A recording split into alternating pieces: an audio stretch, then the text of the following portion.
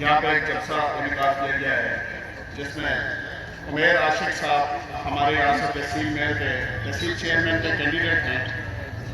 और मुझे बड़ी खुशी फील होती है जब जनाब अफ्ताब अहमद खान शहबाज साहब की पार्टी का या उनका नाम या उनका इंतखाबी निशान चिराग किसी जगह किसी स्टेज पे आता है, क्योंकि मैं बड़े फख्र के साथ कहता हूँ कि मेरे कायद जनाब अफ्ताब अहमद खान शहबाज साहब की ज़िंदगी में कोई करप्शन का दाग नहीं है।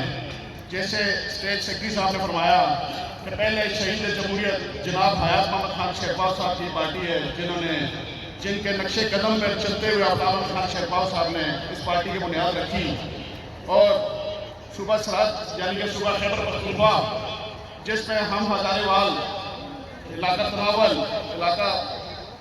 तनावल के साथ साथ मानसेरा, एबटाबाद, हरिपुर, हाकोट, बड़ाग्राम, कोहिस्तान की गैरतमंद अवाम भी इस खेती का हिस्सा है।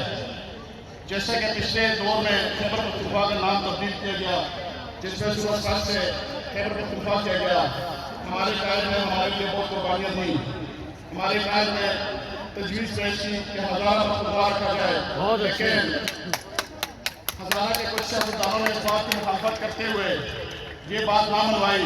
लेकिन जैसे ही हमारे कायद के पास हम लोग गए, हमने अपना मंशूर रखा।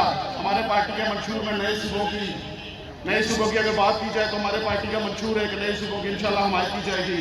मैं आज स्टेज से इनसे रिक्वेस्ट करता हूँ कि अगर हम इक़्तिदार में आए तो हमें सबसे पहले सूबा हज़ारा का तोहफा जनाब अफ्ताब अहमद खान शहबाज साहब देंगे इंशाअल्लाह। नाराए तकबीर बोलो भाई, नाराए तकबीर।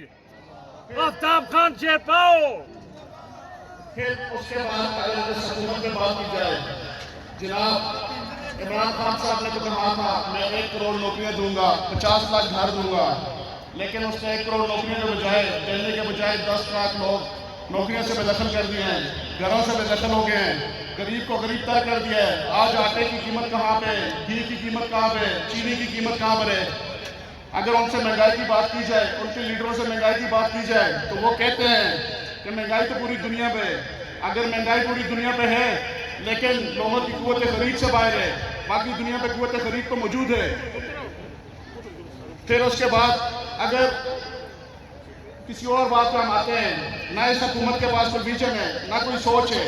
इनके MNS, इनके MPS सिर्फ और सिर्फ रिश्वतें लेते हैं, काम करते हैं।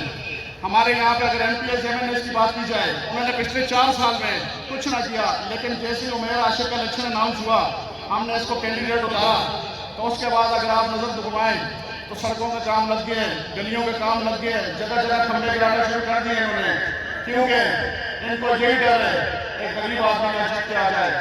लेकिन मैं अल्लाह से बड़ा पुरुमीद हूँ और आप सब लोगों से बड़ा पुरुमीद हूँ कि आप लोगों ने जिस तरह मेहनत की है, जिस तरह आप लोगों की चेहरों की रोशनी दिखाई देती है, मुझे अल्लाह से बहुत उम्मीद है कि इंशाअल्लाह 31 मार्च को आप लोग कौमी वतन पार्टी के इंतखाबी निशान चिराग पर मोहर लगा के उमैर आशिक को मानसरा के तहसील में तक आप पहुँचाएंगे और उमैर आशिक आप भी मेरी मोहर का सहारा रहेगा।